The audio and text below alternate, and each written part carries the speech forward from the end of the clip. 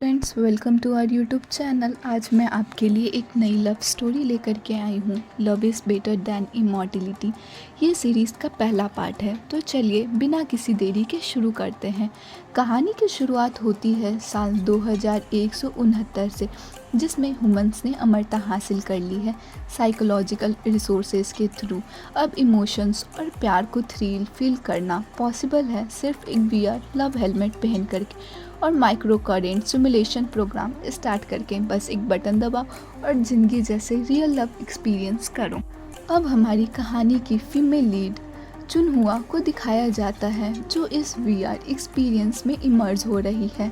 लेकिन तभी वो अपना हेलमेट उतार के सिस्टम से कहती है, मैं साइकोलॉजिकल सिमुलेशन नहीं चाहती, मुझे एक सच्चा प्यार चाहिए।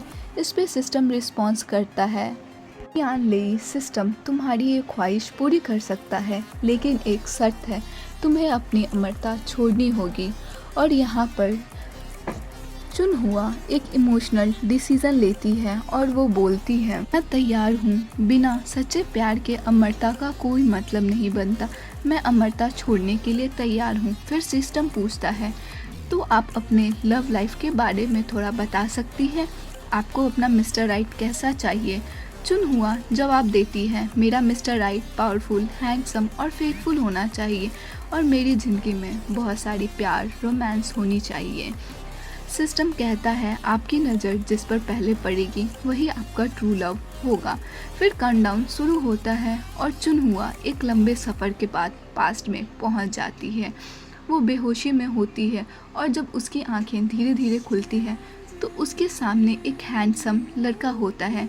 चुनहुआ सोचती है, क्या यही मेरा मिस्टर राइट है, क्योंकि कंप्यूटर ने कहा था मेरी नज़र जिस पर सबसे पहले पड़ेगी वही मेरा लव ऑफ लाइफ होगा।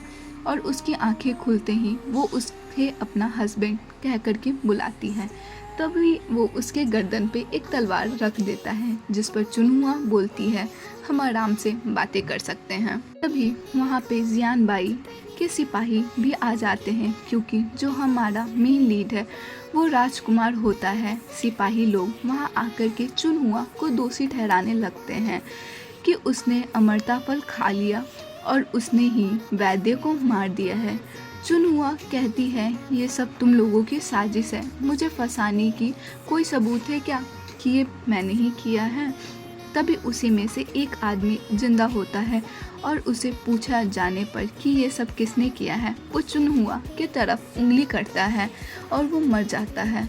तभी वहाँ पर खड़े जियान का सेनापति उसे मारने के लिए तलवार निकालता है, लेकिन फूलो जो इन लोगों का दुश्मन है वहाँ आकर के चुनहुआ को बचा लेता है। लेकिन उसके बाद जियान बाई उससे पूछता है, तुम्हारी फूलों के साथ क्या रिश्ते हैं। चुनहुआ कहती है, जिसे मैं जानती नहीं उसके साथ मेरा रिश्ता कैसे हो सकता है। जियान बाई उसके तरफ तलवार निकालते हुए कहता है, तुम्हें डरने की ज़रूरत नहीं है, और अपना नाम जियान बाई बताता है। फिर बोलता है, मेरे पिता उद्कला संप्रदाय के प्रमुख हैं और उनकी तबीयत बहुत ज़्यादा ख़राब है, मैं उनके लिए यहाँ पर अमरता फल लेने आया हूँ। तभी वहाँ पर एक सिपाही आता है जो जियान बाई को एक किताब देता है और बोलता है, ये वैद्य के पेटी में से मिली है। उस किताब से जियान बाई को चुहुआ का नाम पता चलता है। उसे लगता है कि ये जगह उसके लिए सुरक्षित नहीं है, तो वो अपने सिपाही को उसके साथ चलने के लिए कहता है। चुनहुआ सोचती है, घर जाने के बाद तो मुझे उसे अपना बनाने के लिए बहुत सारे चांसेस मिलेंगे। जब चुनहुआ घर जाने के लिए घोड़े पर बैठती है तो वो गिर जाती है, लेकिन जियान बाई उसे उठाता नहीं है और वहाँ से चला जाता है। फिर दोनों घर पहुँचते हैं, जहाँ चुनहुआ जियान के घर को देख करके बहुत खुश होती है और सोचती है, ये मेरा ससुराल है। इसके बाद लू जियान जो वहाँ काम करती थी आती है। जियान चुहुआ को वहीं छोड़ करके अपने पापा से मिलने के लिए चला जाता है। वहाँ जा कर के वो अपने पापा से मिलता है और उन्हें बताता है कि किसी ने वैद्य को मार दिया, वरना वो उनसे खायु फल ले करके आता और उन्हें बचा लेता। इस पर जियान बाई के पापा बोलते हैं, तुम्हें युद्ध कला में निपुण होना है और तुम्हें अपने जीवन का लक्ष्य नहीं भूलना। जीवन और मृत्यु तो होते रहते हैं। और फिर वो उसे चुनहुआ के बारे में भी जानकारी इकट्ठा करने के लिए बोलते हैं। इसके बाद जियान बाई खाना खाने के लिए आता है। तभी चूहा भी वहाँ आती है। वो उसके बगल में बैठती है। वो उसे बोलती है, शायद तुमने अमरता फल के बारे में सुना होगा। इसके बाद वो लोग वहाँ से बाहर निकलते हैं। उसके बाद जियान बाई उससे बोलता है, वादे के मुताबिक तुमने दीर्घायु फल खाया और तुम्हें नया जीवन मिला, तो तुम्हें कुछ याद है या नहीं? अगर है तो तुम बता दो।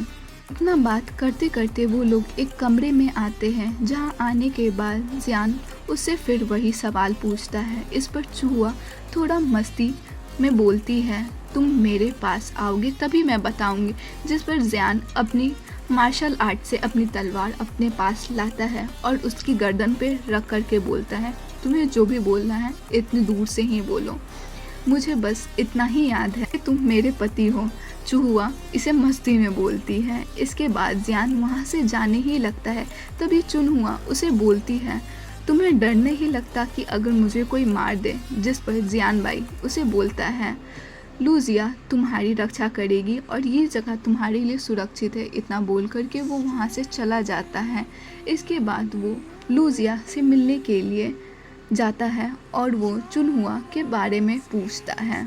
जिस पर लूजिया बोलती है, मुझे वो सही लगी, लेकिन वो थोड़ी सी बदतमीज़ है, उसमें ज़रा सा भी तमीज़ नहीं है।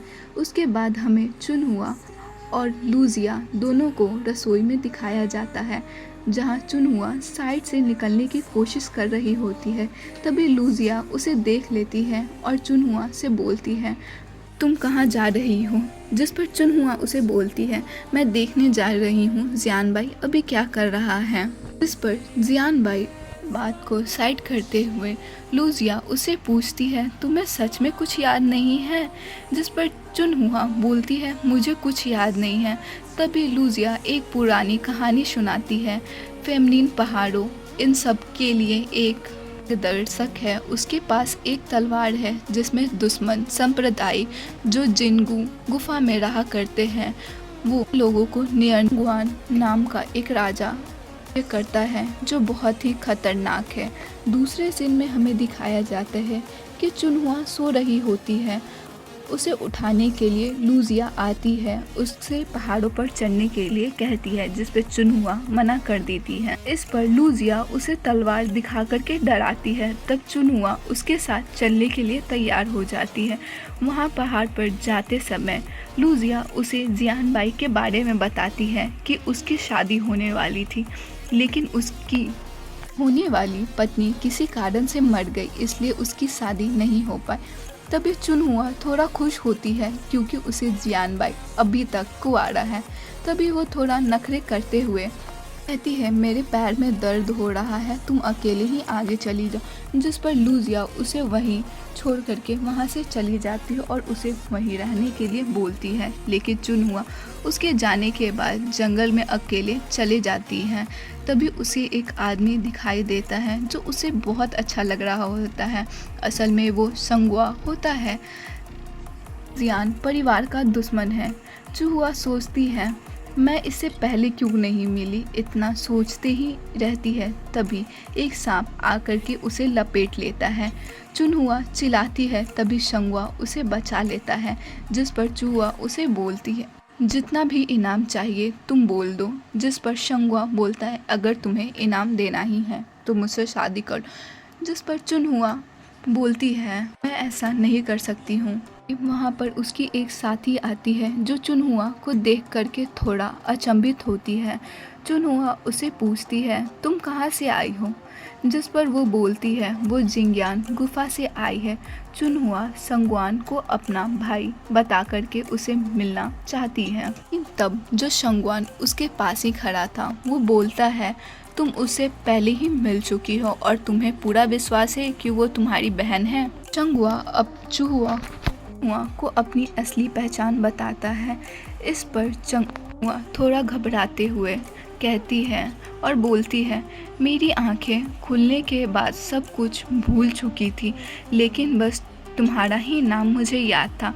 तभी शंगुआन चू पर एक बार करता है और उसे उसके कंधे पर बना निशान दिखाता है और बोलता है, तुम्हारा नाम चंगुआ इसलिए है क्योंकि तुम्हारे ऊपर एक कमल के पंखों की आकृति बनी हुई ही है। इस पर चंगुआ सोचती है, क्या ये मुझे सच में जानता है। अब देखते हैं चंगुआ की जर्नी में और क्या ट्विस्ट आने वाला है, आगे क्या होगा ये जानने के लिए keep watching and subscribe to our YouTube channel.